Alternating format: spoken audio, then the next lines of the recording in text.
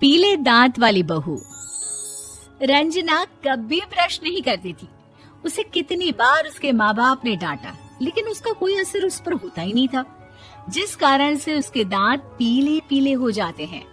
शादी के बाद अरे बहू, वैसे तो तुझ में कोई कमी नहीं है, पर तेरे दांत इतने पीले कैसे हैं बेटा?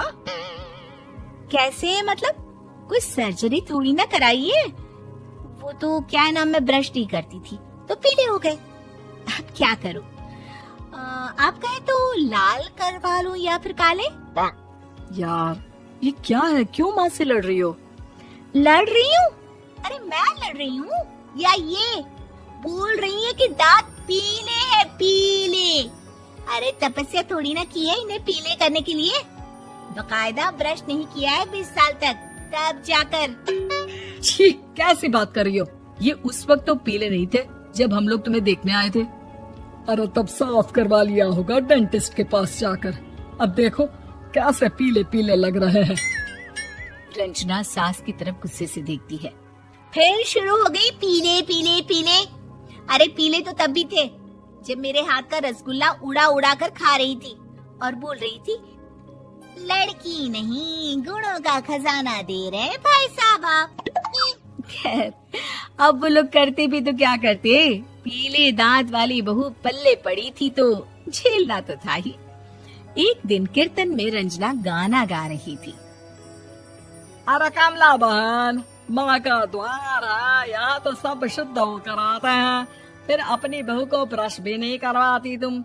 दूर से पीले पीले दांत भक्ति में बाधा उत्पन्न कर रहे हैं। अरे कोई 2 साल की बच्ची थोड़ी ना लेकर आई हूँ मैं बहू बनाकर। अच्छी खासी लड़की है, अरे कैसे करवाऊं ब्रश? ये तो उसे खुद करना चाहिए ना। अब माँ बाप तो इसके जैसे तैसे निपटा दिए, ये नहीं सोचा कि सास कैसे संभालेगी।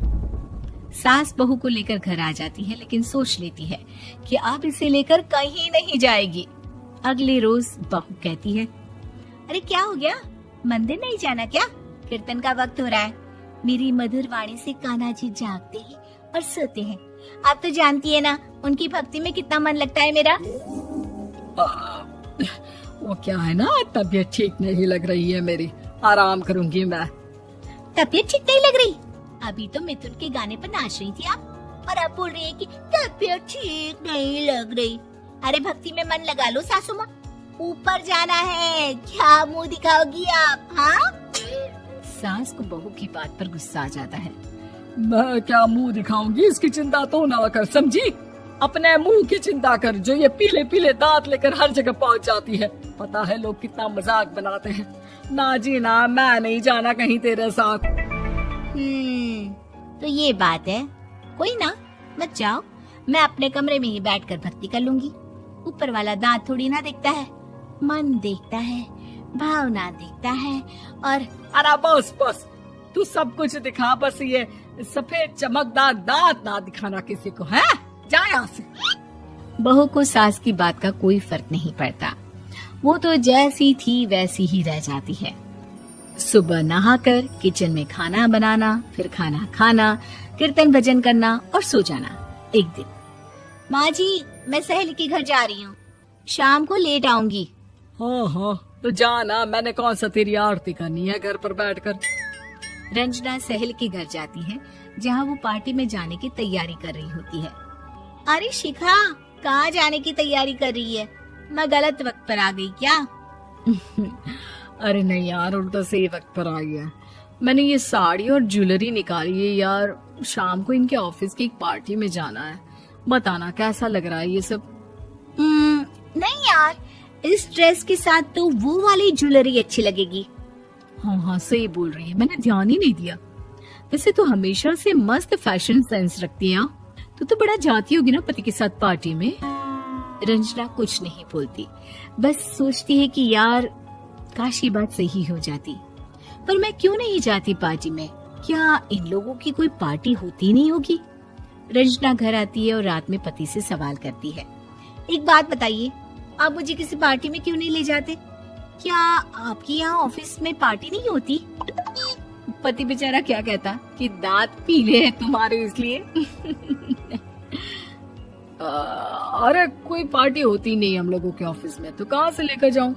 और मार्केट, मॉल, कहीं वीकेंड घूमना, कहीं तो। अरे यार, सारे हफ्ते में एक छुट्टी मिलती है, तो सोचता हूँ कि आराम ही कर लूं। क्यों? रंजना मन मार के रह जाती है। पहले कभी सास के साथ मंदिर जाया करती थी, लेकिन वो भी सास ने ले जाना बंद कर दिया। घर बैठी बैठी रंजना बोर हो जाती है। तभी उसे आइडिया आता है और वो मायके जाने का सोचती है। सासू माँ, 2 दिनों के लिए मम्मी के घर जा रही हूँ। अच्छा अच्छा ठीक है, आराम से जा। और हाँ, माँ से कुछ अच्छी आदत सीख कर आना कि कैसे शरीर के हर भाग की तरह दांतों की सफाई भी जरूरी होती है, समझी? शुरू हो गई ना आप। वो लोग आपकी तरह नहीं है कि छोटी छोटी बात का बतंगड़ बना दे। उन लोगों के लिए मैं मायने रखती हूँ, ना कि मेरे पीले पीले दांत। रंजना माँ को बिना बताए उन लोगों को सरप्राइज देती है, लेकिन जैसे ही वो दरवाजे पर पहुंचती है, अंदर देखती है कि घर वाले कहीं जा रहे होते हैं। अब माँ, काश रंजना दीदी के दांतों वाली प्रॉब्लम नहीं होती, तो वो भी हम लोगों के साथ चलती ना बुआ जी की बेटी की शादी में। हाँ बेटा, लेकिन अब उसे कौन समझाए कि उसको उसके पीले दांत नहीं दिखते, लेकिन उसके आसपास के लोगों को कितना एम्बैरेसिंग फील कराते हैं।